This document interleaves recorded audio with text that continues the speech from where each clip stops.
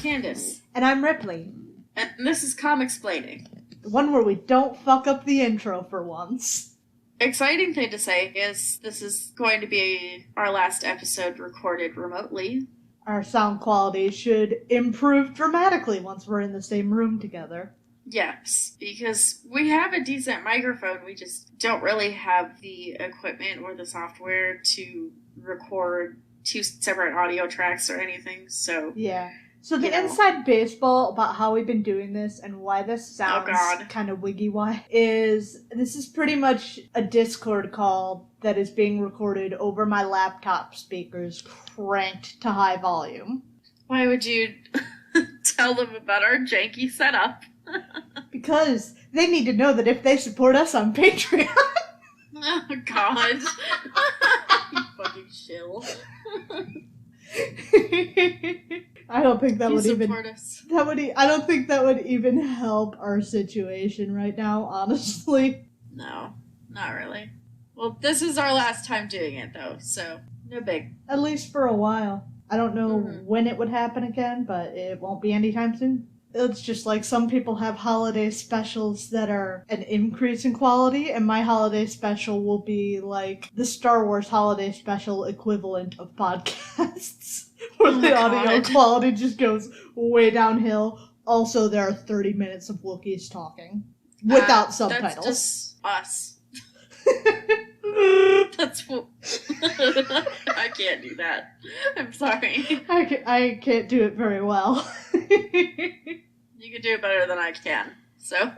Alright, so anyway, this week we're going to be turning back to the X-Men, and it's actually going to be X-Men number 4 and X-Men number 5, so we're just sticking with the main title for the X-Men. Our first issue is X-Men number 4, released in January 1964. By Stan and Jack, like we've become accustomed to, though on this one, Jack has actually also been credited as a writer.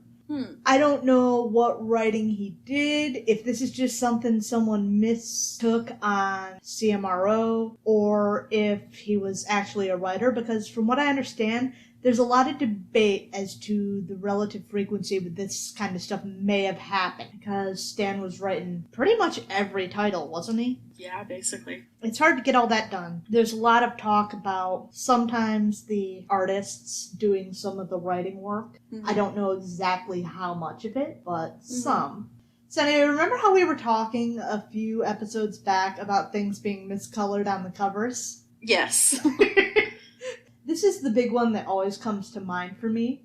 This is the issue where the Scarlet Witch is green. She's actually green on the next one, too. So brown-haired Amora, yes. Shut up. She's not Amora. Not everyone who is green is Amora. Yeah, so supposedly the coloring on the covers were being shipped out of house. I don't know why. I don't know the specifics on it.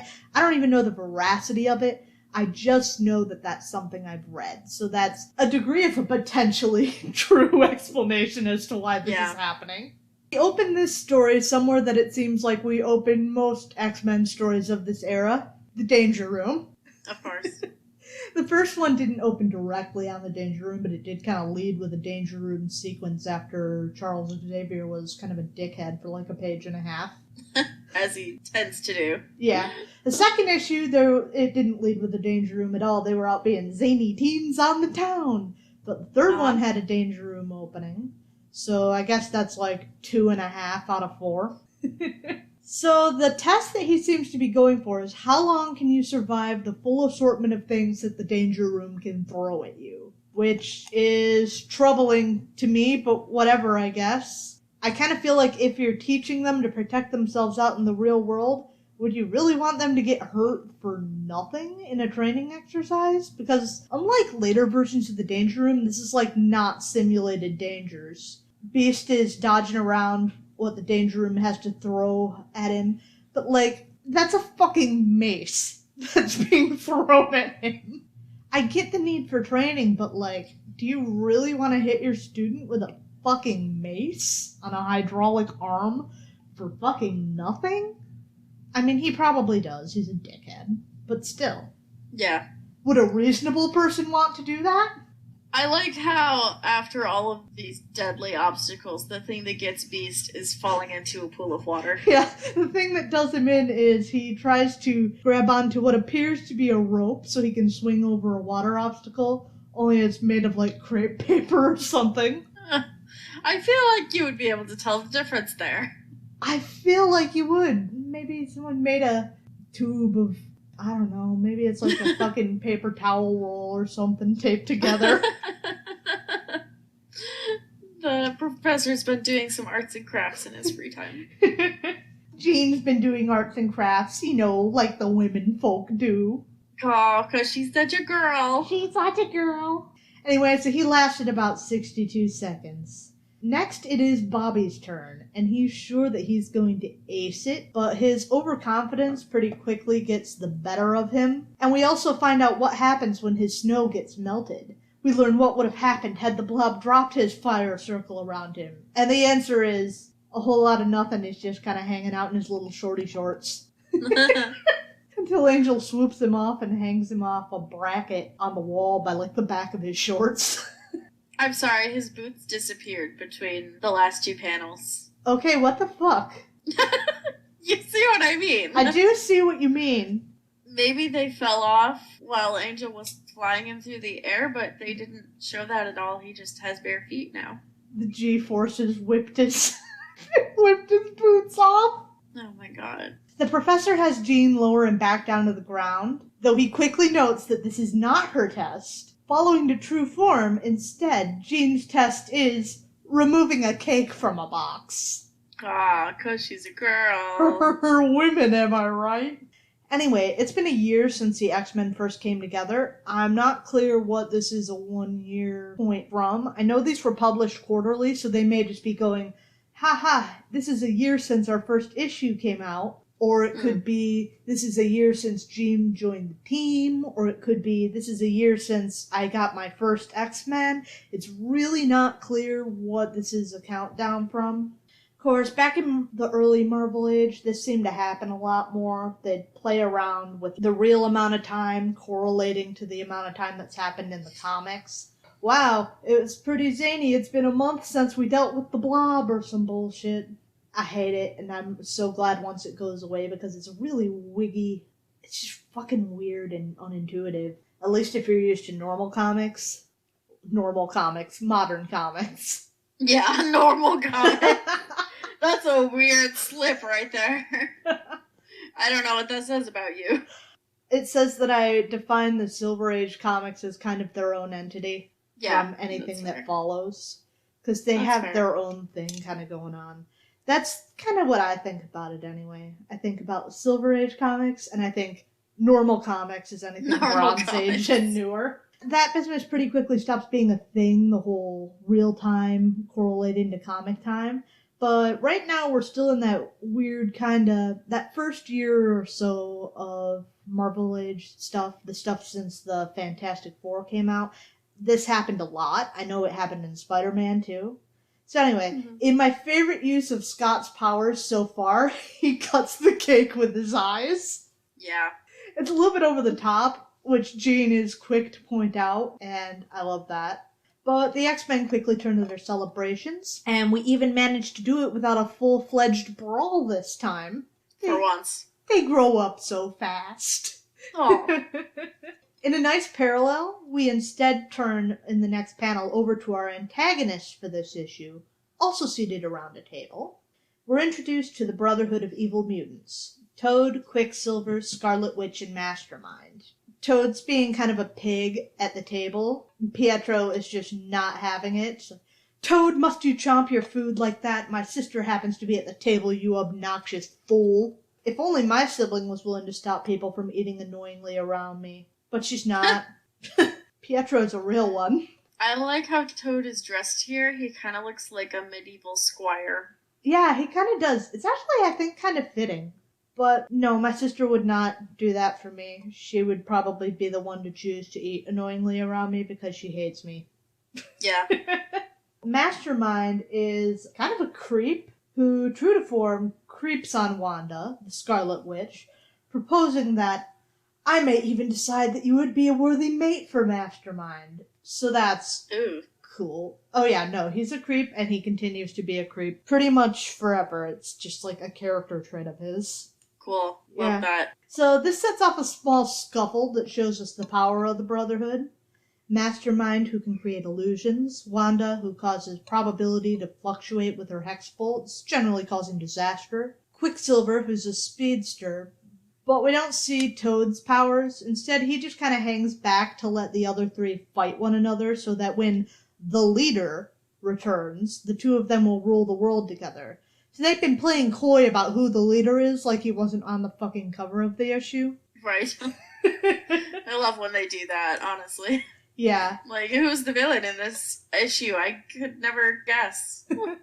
Toad announcing this mostly manages to tamp down the conflict. And Toad muses aloud what wondrous deeds their leader could be performing to make the Homo sapiens tremble. And in another nice transition, we're quickly treated to find out just what that is. We find out that their leader is Magneto, and apparently the deed he is performing to make the Homo sapiens tremble is stealing a boat. How dastardly. I'm trembling already. I am too. So we tremble together. We do. Him and his boat stealing powers, how could anyone stand against him? Oh, I'm terrified. So the boat does have cannons, but considering that he quickly shows he can operate the whole ship via his magnetic powers, and then the last time we saw him, he was yeeting rockets around like there was no tomorrow, why am I supposed to believe that he needs cannons? Because, I don't believe that. He could yeet anything just as fast as a cannon, I'm convinced of it. Yes. Also, I want to know why a shipping company has a fucking ship with cannons. That's an excellent question, actually. I've liked our transitions so far, but this is a slightly less graceful one. Angel spots the freighter while just happening to be out on a test flight over the ocean.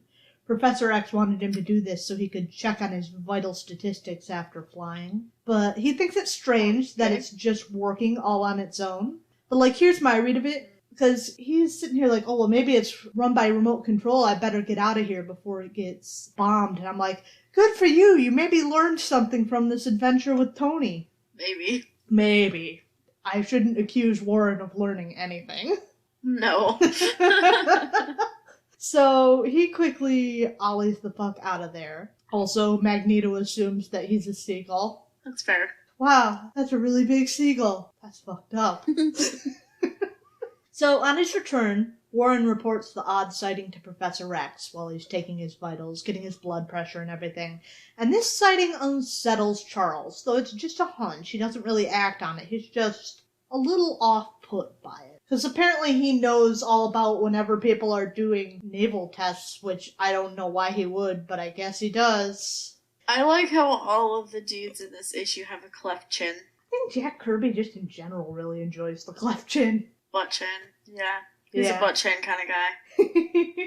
So, meanwhile, Magneto finally reunites with the Brother of Evil Mutants, and Toad finally displays his mutant ability to be a tattling sycophant, and also jumping, but mostly the tattling. Fucking roast him! Snitches get stitches. So Magneto chews out Mastermind for his shit starting, and then goes to find Wanda and Pietro, Quicksilver and the Scarlet Witch. I think I mentioned that earlier, both of their names, but I just wanted to be sure. Most people probably know anyway, but just to be sure. So he goes to talk them out of leaving, to remind them how much they owe him. Flashback to a literal pitchfork-wielding mob in Wanda and Pietro's village back in Europe, attempting to kill her for being a witch, only saved by Magneto's intervention. So for this reason, Wanda feels like she has to stay, and where Wanda stays, Pietro will not leave. And so the Brotherhood of Evil Mutants is prevented from fracturing for another day. Magneto is finally able to reveal his plan. He's going to take his new ship and with his team conquer an entire South American nation, which he does in another fairly nice transition to Professor X reading the newspaper about the attack. I think the transitions in this issue are pretty tight, honestly. It makes for a nice story flow, and it's working pretty well, at least for me. Honestly, it's something that I never really notice, but that's just me, though. I haven't noticed it much in previous stuff I've read. I don't think they've been as tight up to this point, in the stuff we've been reading anyway. Yeah. I just think it's a very nice way to keep the story moving, because sometimes the Silver Age stuff, at its worst, can be a little clunky about that. Professor X is reading about this country being shelled by a mystery naval craft, and he's surprised there's one ship that's attacking this country, and he's decided that the only way that someone would be conquering an entire nation with one ship would have to be if they were the evil mutants in hiding. Now, for those of you keeping track at home, that's 2 South American nations that have been conquered so far. Yeah. I was about to say, is it San Diablo again? No, Santo Marco. Oh. So... that sounds almost real. Yeah. We've never talked about the Brotherhood of Evil Mutants as a unit. Before this, when Professor was talking about evil mutants, I thought he was just talking about, like, scattered random evil mutants. Like, I guess we'll use the Blob and the Vanisher as an example, because they don't have, like, a posse. I mean, they have just random goons they assemble, but they don't have, like, a posse. Yeah. It's also weird because this is literally the 4th issue. It's the 4th issue, and we have never heard of the Brotherhood of Evil Mutants before this. I don't know if he had some inside knowledge on this shit or what, but... Sorry, I'm distracted by Jean's tiny Liefeld feet. Oh my god, she has tiny Liefeld feet. I'm not ready to be thinking about Rob Liefeld right now. I'm sorry! It's the like... I see feet like that. I can't help but think of Rob Liefeld. I'm sorry. You're just making me realize that eventually we are going to have to get through I don't know how many issues of New Mutants and X-Force and shit with fucking Rob Liefeld. I know. It's a little satisfying though to know that if I have to deal with it, you have to deal with it too. Yep. That's the choice that we've made together. Yes. As a unit. I also like how Bobby is eating ice cream again. Does he just eat ice cream all the time because he's Iceman? Maybe he just likes ice cream. Not everything has to do with Iceman. But he is Iceman and he is eating iced cream.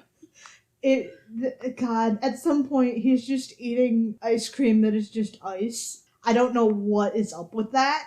I don't get it. It's just one of those weird things Stan does. Or Stan and Jack, or whoever the fuck does this thinks it's very funny and it's very weird.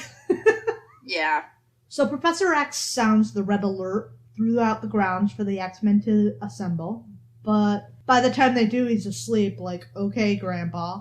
I mean, he isn't really asleep. He's actually whispering to himself while he communicates mentally with Magneto. I actually kind of like the idea that he's whispering to himself while he does this. I mean, even when I'm writing, a lot of the time, I'm saying what I'm writing under my breath aloud.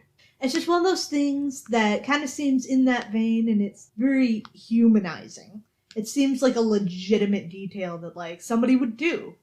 I thought the point of Magneto's helmet was so that you couldn't communicate with him telepathically.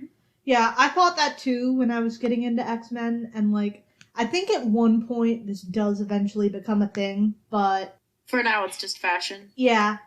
There are a bunch of things. Like, you'll see, Magneto has occasionally in these early comics weird flashes of mental abilities, like here talking on the mental plane, or flashes of knowing when Professor X is around. Shit that eventually pretty much goes away, but you see it for a while here. We're at that point where not everyone's appearance has gotten nailed down, and not everyone's powers, they haven't all been nailed down completely. We're still kind of feeling things out. Because eventually this does go away, but it is a thing for now. Also, we get for the first time a little bit of that conflict between Professor Xavier and Magneto, one of the more well-known things about the X-Men. Though this is only a small sliver of it, and it's not done with the most nuance. He gets much better later on. Silver Age Magneto is not a super nuanced dude. That doesn't really start kicking in until we get to, like, Chris Claremont, so that'll be around the 90s. Though don't worry, there's a big swath of issues that we skip because they're reprints. Ah, I see. from like 60-something, I think, to the early 90s is all reprints. Wow, that's intense. That's a bizarre way to number things, but whatever. So anyway, we have, only you and your X-Men stand between the mutants and world conquest. Why? Why do you fight us? For you too are a mutant. But I seek to save mankind, not destroy it. We must use our powers to bring about a golden age on Earth, side by side with ordinary humans. Never. The humans must be our slaves. They are not worthy to share dominion of Earth with us. You have made your choice. Forevermore we are mortal foes. Interesting. From my understanding, what I had always thought of Magneto was that he was angry that the mutants were oppressed, but what this issue is asserting is that Magneto wants to oppress the humans, which is kind of the opposite. Yeah. It's kind of a weird direction to take it. It's not very nuanced. You get little snippets of hints of stuff that he is acting against oppression during even the next issue. Right now, Silver Age Magneto doesn't have too much nuance, even when it does occasionally hint that there may be, like, he's acting against oppression. We're still caught very much in the Silver Age dichotomy of the good guys are good guys and the bad guys are bad guys because they're evil. They're evil bad guys. Yeah. They're just doing it to be evil, and they want to conquer the world. Yeah, that's actually what I was just thinking, is it reminds me of pretty much every other Marvel villain from the Silver Age, where they're just evil. Well, they were all being written by Stan Lee, so... Yeah. I mean, we know what he's into. He's got his things. We'll eventually get to more nuanced versions of Magneto, but don't let Silver Age Magneto disappoint you. Mm-hmm. He gets much better. I'm good. So anyway, Professor X wakes from his trance and warns the X-Men that Magneto intends to go from here to conquering the world. Mm-hmm. He doesn't really get into his plan for how he plans to stop him. Not that we see, anyway. They cut away, so we don't get a bunch of exposition. Instead of seeing that, we turn to the Brotherhood of Evil Mutants, conquering the very white South American nation of Santa Marco. Oh boy, they sure are. They are very white. They look super European. They do. It's odd. Seeming to be facing an entire army, the people of Santa Marco quickly surrender before seemingly unsurmountable forces. Of course, they don't know at the time that the entire thing is an illusion conjured up by Mastermind, who is instructed to keep it up until Magneto seizes the government. Shortly after which, there is no need for an illusionary army, as he forms a real flesh-and-blood one. So, I gotta say, looking at their uniforms, these guys were definitely patterned after the Nazis. The shape of their helmets, the way their uniforms are cut, complete with an M armband on their arms. It all links that way. Yeah, it's super messy, and it gets really weird once you know certain things about Magneto that come up later. Like the fact that he's literally a Holocaust survivor. Yeah. Marvel has a very... Don't like that. Marvel has a very bad habit of misbehaving with Magneto sometimes. And I'm just like, will you use your fucking brains? Just think things through. Of course, at this point, that wasn't established, so, like, that may just be a point of later canon coming into conflict, but, like, they do shit like that later, too. And it's just messy. But I guess that's what we're dealing with. It is what it is. Yeah. You just roll along, go, okay, that was stupid, let's move on. So anyways, one of these soldiers encounters a vehicle at a roadblock attempting to enter the country, but quickly discovers that these aren't the droids he's looking for, and they can move along. Oh, fuck you. Alright, so like, it's not said that Charles is pulling the old Jedi mind trick, but I kind of prefer to think that's what's going on, rather than Magneto just thinking that he can fool people into thinking he's a beloved and kind leader. Like, literally, the soldier's thinking, we have orders to admit such visitors. The leader feels they can be fooled into thinking he's a kind and beloved ruler. I really prefer to think that Chuck's pulling the old Jedi mind trick. Yeah. Because that's a really bizarre way to go about things. For sure. So anyway, Magneto senses that the X-Men have entered the country, which again is weird. That's what I was saying earlier about we just have these weird mementos of this period of time where things weren't quite set in stone just yet. For now, we roll with the punches. So Magneto knows they're here. Magneto and the X-Men and the Brotherhood all make ready for battle. And the plan is that they're all going to approach the castle from different directions. So we start with Beast, who, after, literally whipping off his clothes into his X-Men uniform, climbs up the wall of a low tower, knocking the guards there off their feet before he is struck with retaliation by Toad, who kicks him back off the tower. He catches himself, but quickly is set upon by Toad, who starts throwing rocks at him. Really more boulders than rocks, truth be told. I don't know where he's getting boulders from. Oh, that's just the boulder stash. We keep them stacked up over here. Yeah, so that we can throw them at people off of our castle. And then Mastermind gets in on the action, giving the illusion that Beast is holding onto a smooth surface, and he panics and he loses his grip in the confusion and starts tumbling downwards. So the score so far, Brotherhood 1, X-Men 0. In another part of the castle, Angel attempts to get past some guards as well, quickly dropping an electrical line on the soldiers' guns so they can't handle them anymore if they don't want to be electrocuted. I'm not entirely clear how he manages this without getting electrocuted himself. Maybe because he's not grounded? I don't know. I don't know how electricity works. Yeah, I think it's because he's not grounded. That sounds right. That's all I can figure. But I may be sounding like a fool. Any electricians out there? Oh my god. Shoot us an email at comicsplaining@gmail.com. Tell me what's going on with Angel and this electrical line. I love this character you're creating. I think it's fun. It's like my favorite recurring joke, my dude. Well, recur it, by all means. He flies on in because without guns, I guess they can't do anything. He quickly runs into Quicksilver, and they're kind of shooting the shit. I'm so fast! I'm faster than you! And then he manages to trick Pietro into knocking himself out by running into a wall. Oh my goodness.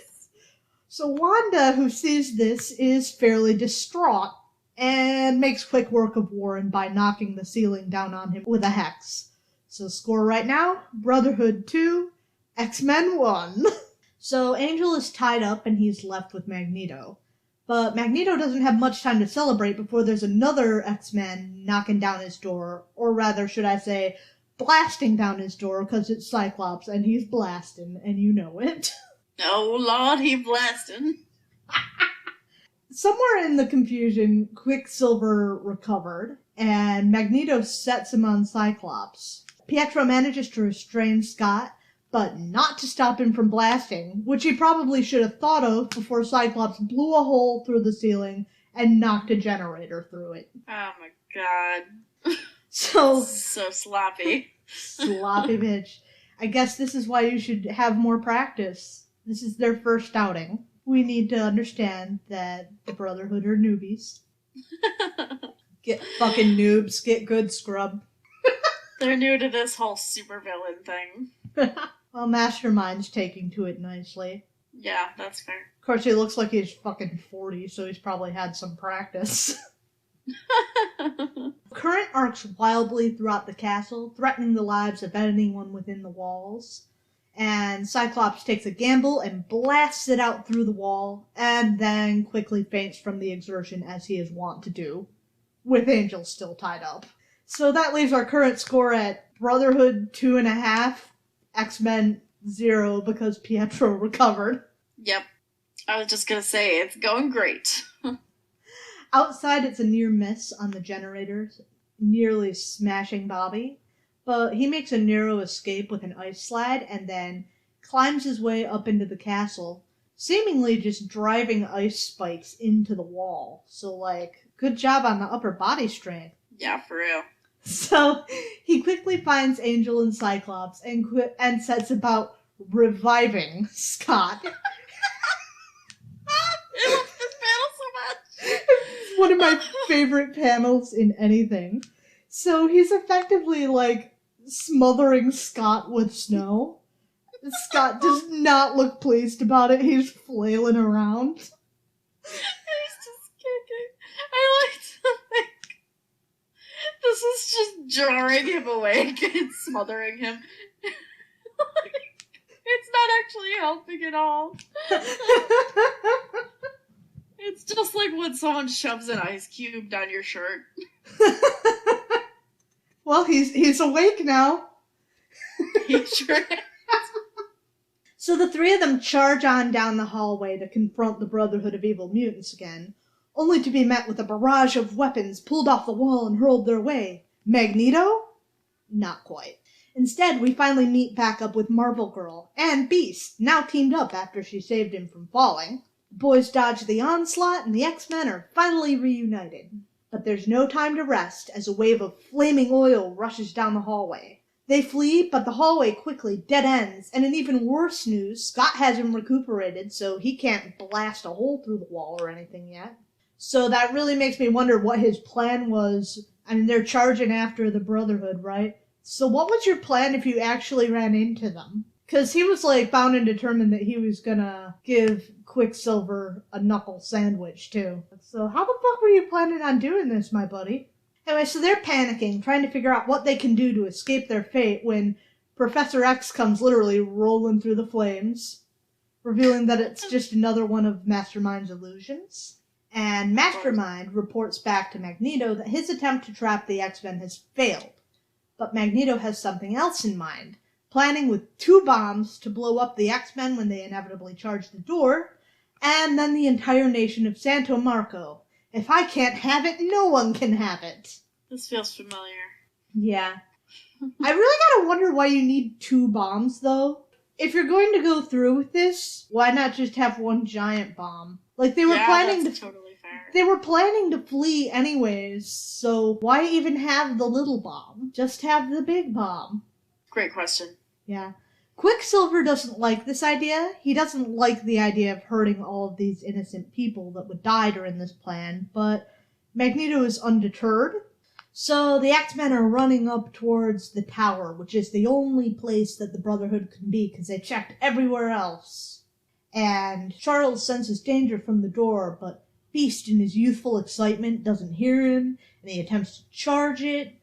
And Charles somehow just flings himself out of his chair into the pack, trying to somehow protect his student. And I'm not sure how this works, that, like, what, he's gonna block the bomb? This is either the weakest bomb, or he's planning to catch the shrapnel, or I'm really not sure what his plan is here. I mean, like, it's well-intentioned, it's good, it's sweet, but I don't really get what he thinks he's doing.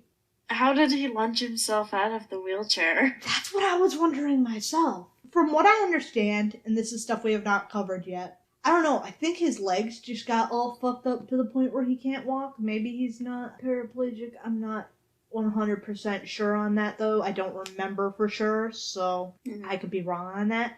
I think his legs might just be too fucked up to ever heal. So maybe he just managed to throw himself, but I could be wrong on that, too. Whatever. Charles Xavier throws himself in front of the bomb. Somehow this protects Beast. Really not clear how the door is still standing after this. This is the weakest bomb ever. The bomb that doesn't kill Charles, doesn't destroy the door. What was the fucking point? That's what they need the second one for. To blow up the door? Yeah. So the second bomb is like a fucking nuclear bomb. And Magneto sets the timer to go off in 10 minutes, and the Brotherhood flees, hoping that by 10 minutes they'll be far enough away. At the last minute, though, Quicksilver returns in a flash to disarm the bomb and save the country. Him and his sister aren't quite as ruthless as the rest of the Brotherhood of Evil Mutants, which is a nice hint of things to come. And I kind of like that they're not just like, everybody is just evil. Yeah, I love that look for them, honestly. Yeah, I think it's a good start. The X-Men finally return now that the Brotherhood have gotten away, and they return to Professor X's side, and he's seemingly physically fine, but this has somehow affected his mental abilities. He's lost his telepathy. And, yeah, I don't know how that works. Maybe he just has a concussion or something. Radiation turns you evil, and explosions take away your telepathy. Yeah. He might have a concussion, actually. That does make some sense. Yeah. So anyway, this is how we leave the issue. The X-Men have won and driven off the Brotherhood of Evil Mutants, but at what cost? Now they have to stand on their own without Charles being able to step in and save the day if things don't go to plan. So that's the end of X-Men number 4. We now move on to X-Men number 5. One second. Okay, I'm sorry. I don't mean to interrupt you, but you didn't mention that the way that the Brotherhood escaped was by going through a really cool slide. I didn't know how to even begin to mention that. They even specifically mentions, like, Magneto thinks of everything. He even made us an awesome slide. Fuck yeah, he did. God, I love Magneto. Be my dad. Magneto's awesome. Even though, like, Silver Age Magneto's ridiculous, he's just so over the top, it's so fun. X-Men number 5 from March of 1964. Seems like we are still quarterly at this point. Our guys, Stan and Jack, back at it again. I just wanted to mention really quick, the box in the corner has changed. And, oh, it's actually really cute. I didn't even notice that before. The posing of Bobby and Beast is a little bit weird. It kind of looks like they're playing leapfrog, maybe. It kind of does. I like that Bobby's throwing a snowball. That's very cute. Yeah. Angel's not allowed in. Cyclops. Yeah. Angel's not allowed in, but he gets to fly over the title. Yeah, he's on the title. Cyclops still has a little bit of a weird neck going on, but it's not as bad. Yeah, it's not as weird as the last neck. Also, if you're looking at the cover, you'll see that the Scarlet Witch is still green. She's got the whole bad guys wear green thing going on, except she doesn't wear green. So by that rule, Magneto and Quicksilver are good guys, and Scarlet Witch and Mastermind are bad guys, and Toad is a wild card. Yeah. Sounds right. That checks out.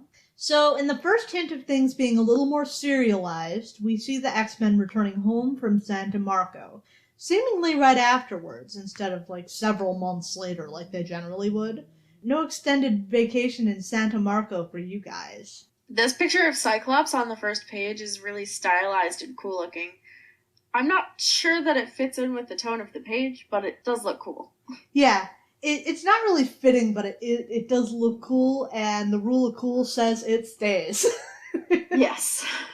So, the X-Men are troubled over Professor Xavier's loss of his mental powers. They settle him into bed, and then discuss how to move forward. Him being so tired also might lend some credence to the whole he had a concussion thing. Yeah, totally. So the X-Men are troubled over Professor Xavier's loss of his mental powers, and they settle him into bed, which may lend some whole credence to the whole theory that this is a concussion. But they start discussing how to move forward from this. Warren suggests that they figure out who should serve as the new leader, which is like, okay, even if he doesn't have mental powers, he's not fucking dead. He can still help, he still believes in the cause. Though I guess if he means like a field leader, that's not the worst thing in the world. But he is saying this kind of condescendingly. A little bit. So anyway, they don't really have time to come to a decision on what is to be done, as instead they hear that Jean's parents are pulling up into the driveway. So the X-Men set about changing back into their civilian identities. Now, I might be out of line here, but this is one of those things that I feel kind of resonates differently as a queer person. Mm-hmm. As they're changing, they each consider what it means to front that they're a different person. And it's not one-to-one, but there are bits and pieces here. Bobby says how easy it is for him to defrost. And, like, I don't think I'm too out of line seeing this as, like, how much easier it is to go back to fitting in and just ignore that whole part of his life. But also, Hank prefers to be seen as quote-unquote normal, and that's easier for him. Warren talks about how he can hide his wings with relative ease thanks to his harness. Scott considers if anyone would want to be near him if they knew what he was. Jean laments that her parents would not understand. I might be in the wrong here, but this shit hits different to me. Yeah, I think you're definitely right. And it's the kind of different that you can only really feel if you are queer yourself. Like, cishet people definitely wouldn't notice this, but for queer people, this is how we live. This is our everyday, pretty much, so. I guess the X-Men are always kind of been meant to be, you look at them through the lens of a marginalized group, but this is something that rings very true. So anyway, Jean's parents arrive and they take a little tour of the school, guided by the X-Men, during which time Scott gets locked inside the danger room while it's on automatic, set to Hank's training routines, because it's not an early X-Men comic without a danger room sequence. Of course. So Scott makes a mess of the place, but ultimately makes it out in one piece. I would like to know why Mrs. Gray thinks it's acceptable to just reach out and touch other people's glasses. Yeah, what the fuck? No matter how unusual they may or may not seem, that's kind of not cool, and you need to stay out of people's personal space bubbles and not touch them without permission. Though it's also worth noting, I didn't pay attention to when this happened, but Scott's glasses have by now become the red glasses that he's known for. Yes. I don't think they were red last issue, were they? I don't think so. I don't remember. Yeah, whatever. So, as they leave, Mr. and Mrs. Gray drive right by Mastermind, whose plan was apparently to just wander around looking for the X-Men. See last week's comic with Loki? Yeah? Why is this everyone's plan? I'm just gonna wander around until I find the good guy I want to wail on. Pretty much. So obviously this doesn't work, and he quickly returns to the headquarters of the Brotherhood of Evil Mutants, an asteroid known as Asteroid M. Last issue it was an island, but go off, I guess. Can I bring up something really quick? Yeah. Because I've been noticing this. I noticed this last issue too, and it's been occupying most of my brain. It's a weird art thing. Mm-hmm. And maybe I only noticed because I am an artist, not to brag, but you know how it is. I noticed that, weirdly, a lot of these panels look like they were digitally colored. Like, really badly digitally colored, because in a lot of places, the colors have these white halos around the lines, which is something you get when you bucket fill your lines and don't treat them in a digital program. But, like, this came out before computers were used to make art, generally, so I'm very confused. And also, a couple pages ago, there was a word bubble that was colored in, but they didn't color in the insides of the letters, so I don't know what's going on there. Some weird stuff going on with the coloring. So I think that quite possibly when Marvel put these online, they retouched some of the coloring to deal with, like, yellowing from age. Mm-hmm. That would make sense.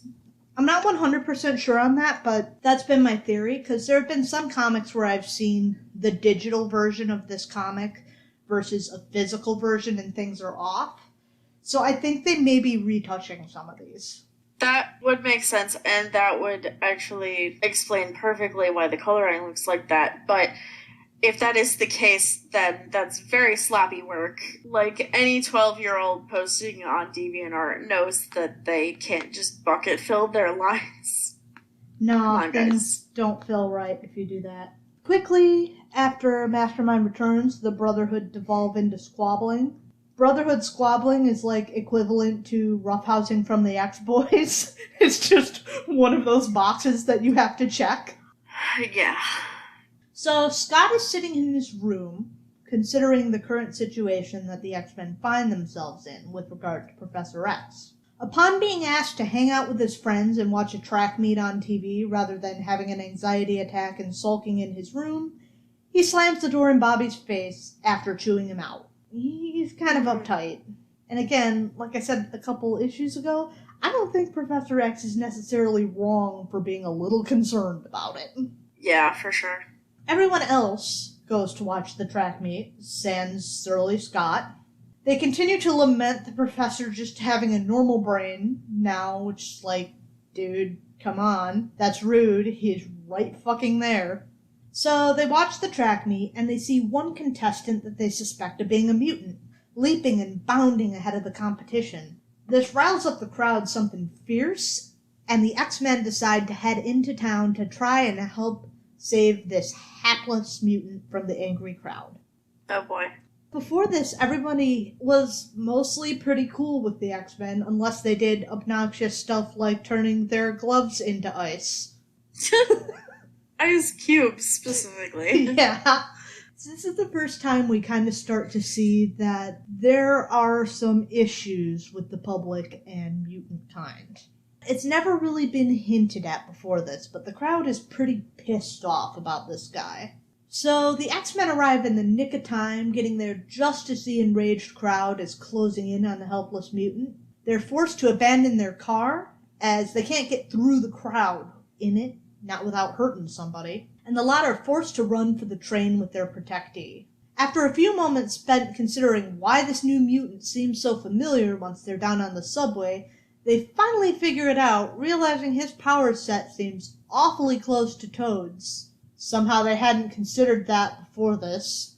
Yeah, of course. So they pull off his mask, Scooby-Doo style. Oh, God. And I would have gotten away with it, too. I would have gotten away with it, if it weren't for you meddling kids and your mangy mutt. Oh, if it weren't for you meddling X-Men and your professor. Your bald guy with a normal brain. Yeah. God. Yep. But alas, his whole plan was to get them to lead him back to their hiding place, but that's not going to work. So he instead escapes into what's, I'm thinking, is Grand Central Station. Just the general layout of it, and we see a very famous clock a few panels along. So before the X-Men manage to close in on Toad, Magneto reveals himself, first disassembling that famous clock, but also grabbing some iron gates from a nearby staircase leading to one of the trains and restraining Angel.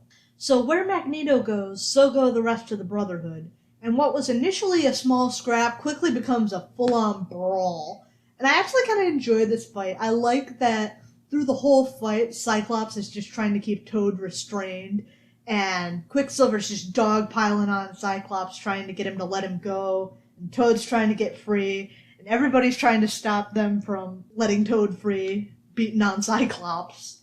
I think it's fun. I think it's a fun dynamic. But the Brotherhood abscond with Angel. They manage to keep a hold of Toad, but they lose their friend, and the Brotherhood leaves once more for Asteroid M, with Angel in tow, covering their exit with an illusion of a rhino running wild in the train station, and that sets the crowd off to panic, so they get away.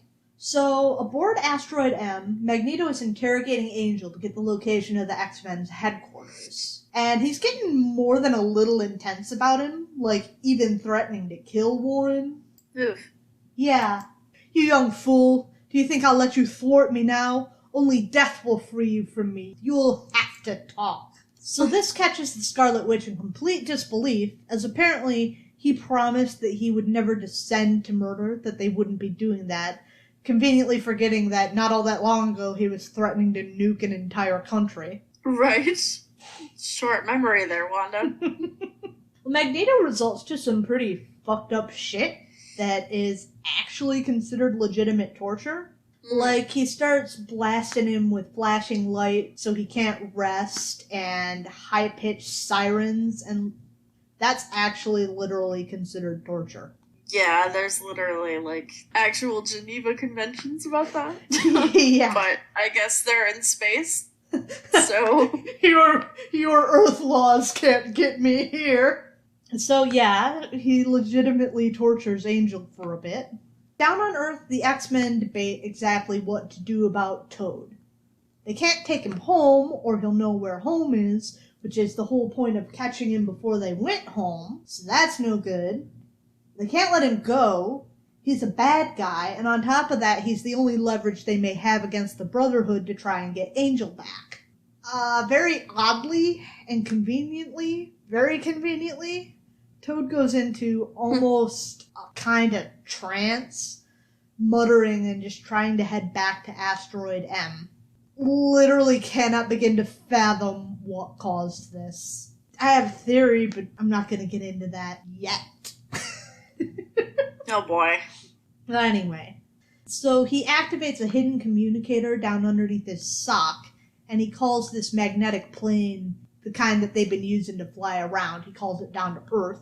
And so the X-Men follow Toad into the plane, So they head up to Asteroid M and hopefully rescue their friend. Upon arrival, they quickly encounter Mastermind, who is baffled at the Toad's escape, which, like, mood, but he's no longer baffled after the X-Men reveal themselves and start raining hell on him. He quickly flees to warn Magneto. Wait. Yeah.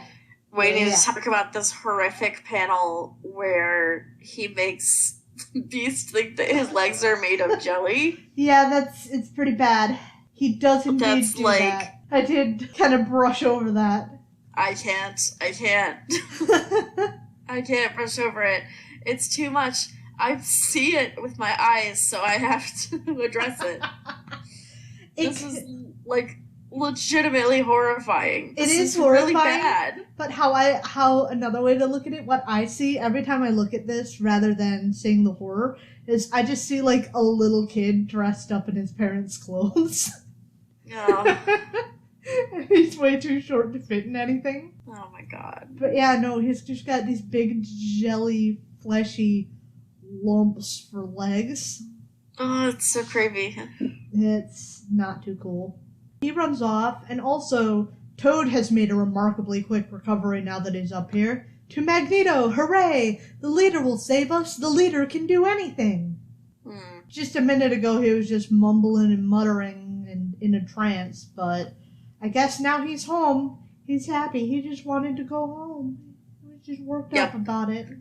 So Magneto begins to control different pieces of the metal aboard his little space station asteroid, and he uses them to attack the X-Men, wrapping a sheet of metal around Scott's head and using some cables or something to attack Marvel Girl. They manage to escape from that without too much trouble, but Mags isn't out of plans just yet, with his next idea being to seal them into that section and blow the airlock, exposing them all to space.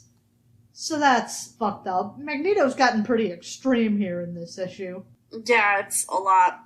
It is. So yet again, Quicksilver and the Scarlet Witch come to disagree with Magneto, again stopping him from taking extreme action. He's quickly turning on them, threatening them, but like the text box says here, we are destined never to know what might have happened next, because while Magneto is distracted keeping his own crew in line, Cyclops blasts through the door, quickly grappling with Quicksilver. He's got a fucking thing with Quicksilver. Yeah. He's quickly throwing down with Quicksilver while everyone else is trying to figure out how to react without hurting Pietro. Meanwhile, the rest of the X-Men set to work busting Angel free of his prison cell. Jean finally manages to be the one to pull it off by yeeting a tank at the supposedly unbreakable glass. Guess it wasn't that unbreakable. You throw something hard enough, it's gonna break. I know. My problem is with the word unbreakable. I know, it's a misnomer. For sure. They get Angel free, and they quickly encounter Toad and the Mastermind again. And Magneto sends out a dart grenade to save them. Kind of beginning to sense that he doesn't like his lackeys much. Yeah, a little bit. I mean, I can't blame him. Toad's a sycophant and Mastermind's a creep, but like, sending an attack that's as likely to hit your guys as your opponents in the middle of a fight is sure a plan. Sure is. Unfortunately for everyone, during this fight, someone accidentally hit a self-destruct button, which is why you don't use a self-destruct button. You have codes. Why would you make a self-destruct button? In your own house that no one can get to, because it's in space. Oh my god. But like, this is why you use codes, or keys, or literally anything other than just a button you can press. Imagine you're just sitting there trying to clean up your space station because the Brotherhood are making a mess, being sloppy bitches, and shit's getting dusty, and then you accidentally hit your button, and now your house blows up. This is a bad idea. Yeah. So Magneto effectively decides that he wants to go back to his throwing the X-Men out into space again plan. So he attacks Cyclops, who is still battling with Quicksilver, and he just throws him out of the airlock. I guess he could have done this all along, but he was mad at Quicksilver and just decided to let them fight. This section is full of some nonsense science. The Brotherhood back off on bothering with the rest of the X-Men because I think they're behind them, and they'd have to go get them before it blew up, and then throw them out there. I'm not entirely sure how the fuck this happens. But the X-Men fashion an ice bridge from where they are to where Scott is in order to rescue him from the cold. Apparently we don't care about the vacuum of space, just the cold. How is ice protecting you from the cold? I don't know. I don't understand. This makes no sense to me. What are you protecting him from? The fucking space winds? Right. I don't get that. And it's not protecting him from the vacuum of space, so I don't get that. I mean, clearly we understand that there is a vacuum of space because we're dealing with the concept of airlocks, but apparently we have enough atmosphere for Angel to just be able to fly. I literally cannot figure out what the hell happens here. Lauren goes down Bobby's ice tunnel to swoop up Scott and rescue him. And I guess they're okay? The X-Men flee the quickly crumbling asteroid on one of the magnetic planes that Magneto created for this hideout, and they escape back to Earth right after it spectacularly explodes. But when they touch down, the plane heads back up to get the Brotherhood of Evil Mutants, so I guess it didn't explode that much. They're still good to go. They know they're not going to be able to find them, so they head on home and call it a day. Upon which, and this is the kicker of the whole thing, Professor X reveals that his loss of mental powers was a bizarre ruse that he did for some reason. I suppose to see how the X-Men did on their own, but like, bro, you didn't have to lie to them. So their training period is now over. Apparently they were sick of writing Danger Room sequences or something, and they decided that it was time for them to not be training anymore so they didn't have to do it. I don't know that for a fact. I'm still kind of pissed off about Professor X. He's such a dick. So this is like the SAT, basically. And the final test for them to graduate is that Professor X will lie to them and make them think that he's seriously injured so that they will worry about him and become further traumatized by this event? Yes! See, he's the worst! He's just the worst! This is ridiculous. This is a bad test. This is a bad plan. Why would he do that? Man, I don't know, but let me tell you, it's not the first time he does something like this. Is just something he fucking does. He's just this guy. Professor X is the fucking worst. If I get started on Professor X, I will never stop talking about Professor X. So anyway, now to talk about Professor X. So, the whole thing with, like, he suffered a concussion, that's a reasonable conclusion to jump to if you still want an out. Because that works so much better than, oh, I was just lying to you to see how you did on your own. So this is also my theory on what the fuck happened with Toad. That he just reached out and fucked with his mind a little bit, just to give them a little bit of a leg up and hopefully rescue their fucking comrade. So, him pretending that he didn't have his powers was completely pointless because then he used them anyway. Well, that's my theory. I mean, it's not, like, laid out. I understand that's your theory, but I'm just saying. I'm not saying it's a good theory. But I'm dealing with what I have here, because otherwise, Toad just inexplicably is, like, goes into a super funk about needing to go home. Yeah, he missed his friends. His friends that love him. Yeah. That's gonna wrap up our comics for this week. And I was wondering if you had any ideas for what to talk about. I was just gonna talk about how I went to a comic book store today in person for the first time in over a year. Oh my god, I haven't been to a comic book store since I got laid off. I know. Well, it's been even longer than that for me because you used to pick up our comics every week. Yeah. So I haven't actually physically been to a comic book store, and honestly, I don't even know how long. I lied. I did drop by a comic book store. I mean, it wasn't recently, but when Marvel Snapshots The X-Men came out, I did drop by to get that. Mm-hmm. But yeah, no, I forgot. It's been even longer than before I got laid off because Diamond ceased distributing for a while. Oh, yeah. I remember that.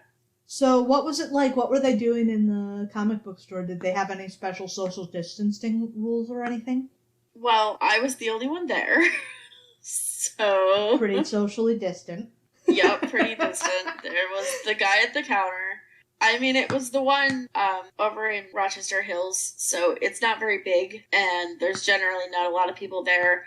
I think the most people I've ever seen in there is one, other than myself, generally. It was fine. I mean, like I said, I was the only one there. So I went in, I looked at everything because on top of not having gone to a comic book shop in over a year, we haven't had any new comics in like almost a year because, again, you used to pick them up from a place by your work, and since you haven't been working, we haven't been getting them. So, yeah, it seemed like a pretty bad use of money to be on unemployment and go buy comic books. Yeah. I mean, that's definitely one of the things that we had to kind of knock off because, we were both on unemployment for a couple months. The whole situation. So I just went in and looked at everything because I have no idea what is even coming out right now. I have no idea what I've missed. I haven't looked into it much yet. I know I need to. It was kind of overwhelming to go in there and look at everything because I'm like, oh god, there's like a Thor that's like 8 issues out and he's got a different outfit from the last Thor one I again? saw. They rebooted Thor again? Jesus Christ, yes, I'm getting sick of this shit. And there's like, the Doctor Strange school thing that I think Loki is in that is several issues along, and I have no idea what's going on, and I'm just like, oh god. So I saw there's a new Valkyrie series, and they had the #1 sitting out, so I got that. And I'm like, so okay, they have a new Valkyrie series as opposed to the other new Valkyrie series that was coming out the last time we were getting comics. Yes. Hate this shit. Hate this shit. Things have just changed so much in the past year, and we're so behind now, and honestly, I knew that we were behind, but I didn't know we were that far behind, but it's just like a completely different scene out there. So, that's what the pandemic did to us. Yeah, so I pretty much am ashamed to ever show my face in my comic book store again because I stopped going. And when you put something on your pull list, that tells them how much they need to order for a week. So effectively, I told him, you can depend on my sales for this, and this, and then stop showing up. Now, sure, some of that is covered by the fact that I paid $20 to start a pull box there, but that doesn't cover the amount of titles we were getting because I was getting all the X-Men titles and all your Thor stuff. So, I'm ashamed to ever show my face at our comic book store again. Luckily, I just got a new job, but the other part that comes hand in hand in that is finding a new comic book store. Because the reason I was going to the one I went to, even though I like the guy who works there, he was always good to talk to, but the reason I was going there was because it was close to work. So on my lunch break, I could dip by the comic book store, get our pulls, pull whatever looked interesting off the shelf, get my shit, and go. Yeah. But now I've got a new job, and it's in a new area. So not only am I ashamed to ever show my face in my comic book store again, it's no longer really convenient for me. It's out of the way. So now I gotta find a new store to establish a pull listing and figure out what we even need to pull. Yeah, because I gotta, seriously sit down and catch up on some stuff, but weirdly there's no comic book stores really near where we live. We have to drive at least 15 minutes away to get to a comic book store. It's really strange. Yeah, where I used to work, there were 3 within just a few miles, and where we live, it's a half-hour trip at least. Dude, if someone opened up a comic book store by us, we would be in there so much. It would be insane. Absolutely. A lot of comic book stores have been struggling through the pandemic. Mm-hmm. I know that's been a real struggle, especially given that Diamond stopped shipping for a while. Yes. So unless you were coming by to curbside pick up your Archie comics, you're in trouble. I'm sorry, I said that really condescendingly. If you read Archie comics, we have nothing against you. No, I did not mean to sound like a mega bitch. Read what you want. I'm not being judgy. It's totally cool. My point was more that this probably comprises at least 80% of the people who are coming in to pick up comics are coming in for the comics that are being distributed by Diamond. Is more where I was getting at. I was not trying to be fucking condescending to Archie fans. I understand. I don't actually know who does the distribution for them. I don't know. It's really not important to what we're talking about. It's just, I'm curious now. Whatever. Yeah, but, it was very short and painless, so it was nice to get into a comic book store for the first time in a very, very long time. I'm feeling like maybe I might start going there, I don't know, maybe not every weekend, but certainly more weekends. I don't generally go there a lot because it is a little bit far away, but, just to get out and do something. Yeah. Maybe you should start your own. That's where we're at right now. Maybe you should start your own pull list, because when I get things for you, I just get what I think you'd like, but there's no guarantee that I'm going to get the stuff that you want. So maybe you should consider starting your pull list.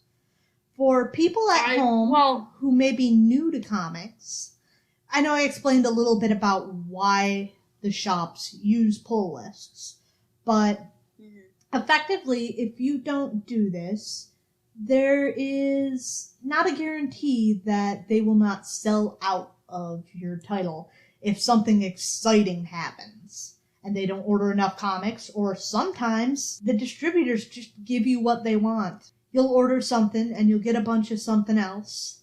So maybe they short sell your comic book store.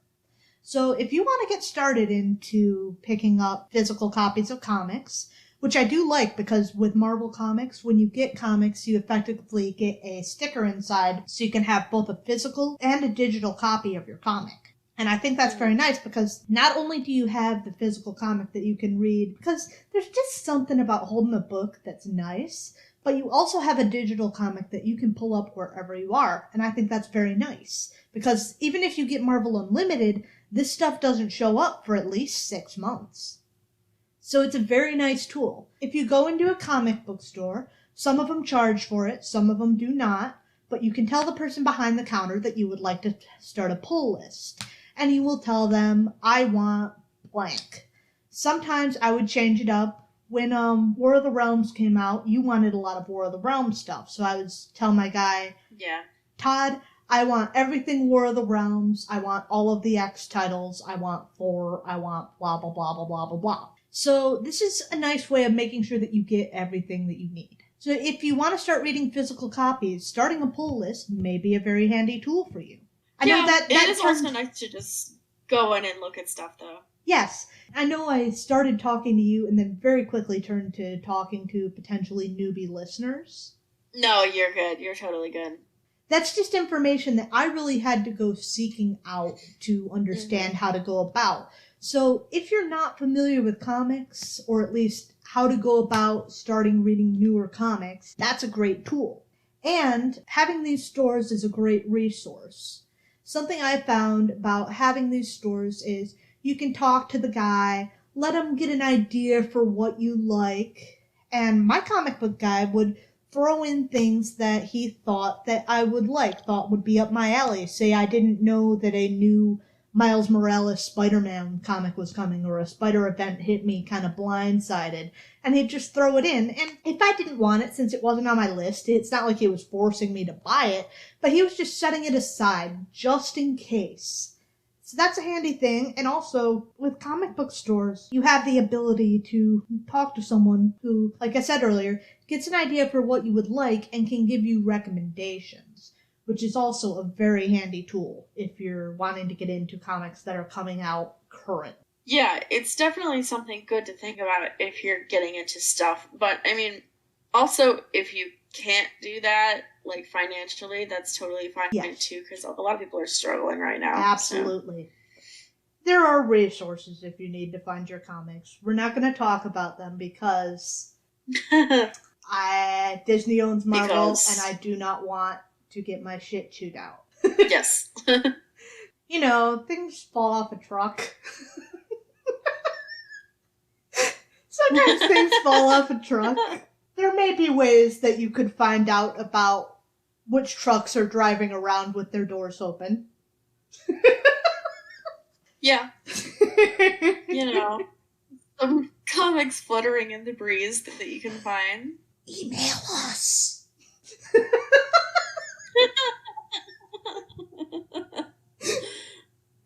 if you're financially struggling and want to read comics, email us. I may know where some of these trucks are. Oh my god. Disney, don't at me. Do not at us. I don't know for sure about anything. You can't pin this on me. Big Daddy Disney, we will pay you our monies. Please leave us alone. Right, I pay you my monies all the time. Unfortunately, but still. Yeah, things happen. Don't at me. I'll keep buying your fucking $4 comics. Yeah, we will. We promise. Anyway, what else did you have to say on the subject? No, that was pretty much it. All right, well, I think with that about wraps us up this week, don't you? That feels like it. Okay, well, that's going to wrap up our episode for this week.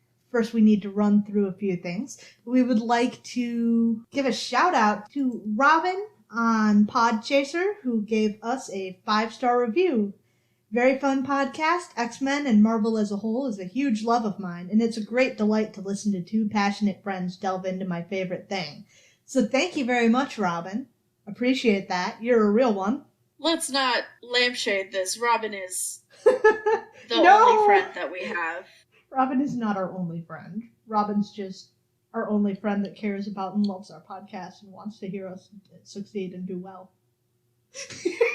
Yeah, you're right. You're right. How could I have been so foolish? Robin is not our only friend, but Robin is our only friend who cares about us at all. Our only friend who loves us. Yeah, that's true. No. But for real, if you would like to review us, go right ahead on iTunes and Podchaser. We would really appreciate that. We would. A lot. And give us 5 stars, because you love us. Because you're our friend and you love us too. Yeah, if you give us 5 stars, you will be our friend. You will be admitted into our friend group instantly. I'm looking at you, French Deezer listener. Yeah, if you leave us a review, we will read it on air. Similarly with our email, comicsplaining@gmail.com. I know I joke about this a lot, but if you want to shoot us an email about just about anything apart from where you can get comics that fall off a truck, because I will not read that on air. I won't say that I won't answer you, but I will not read that on air. Anything else, though, we'll read on air. Unless it's like a Russian porn bot. Won't read that on air either. I don't know. I might want to read that. Alright, if we get any Russian porn bots sending us email spam, you are free to read it. I would love it. Cool. That would be a great segment. Anyway, you can hit us up on social media. We are on Twitter. We are on Tumblr. We are on Facebook. All Comicsplaining. And if you want to watch a video version of this, we actually put on YouTube every week a version of this with different comic clippings of the things we're talking about. So you can watch us on YouTube and kind of see what we're talking about when we talk about things like Beast's fucked up jelly legs. Yeah, if you do want to see the clips that we're talking about, that is going to be the way to do it, because I have been posting, or tweeting, rather, the clips up to now, but I think I'm going to stop because we have a few followers on Twitter, and I don't want to, spam their timelines. So if you want to see those clips, check out YouTube, by all means. Yeah, things may still pop up here and there, but it's definitely not going to be to the extent that you're going to get it on YouTube. If you want to support us on Patreon, I know I was joking earlier, but we do have things like upload costs because these episodes run too long for us to fit in the free tier. And also, if we go on the free tier over at Buzzsprout, our stuff will go away after 90 days. And you don't want that, and we don't want that. So if you would like to donate to us at Patreon, if you donate $5, you will get access 1 day early to our podcast, and you will help support us to be able to get this podcast up and available for you whenever you want to download it. And I think that would be great. That would be awesome. All right, well, just one more closing note. If you want to join our Marvel Puzzle Quest Alliance, we recently got another member who is Robin again, yes, but still. We have plenty of slots open in our alliance, so go ahead and join us there. We are the number 6, the number 1, Fix. 6-1 Fix. And we'd be happy to have more members. We would. And also, I would be very happy if you would read my webcomic on Tapas. It's called Ephemeris, Ephemeris.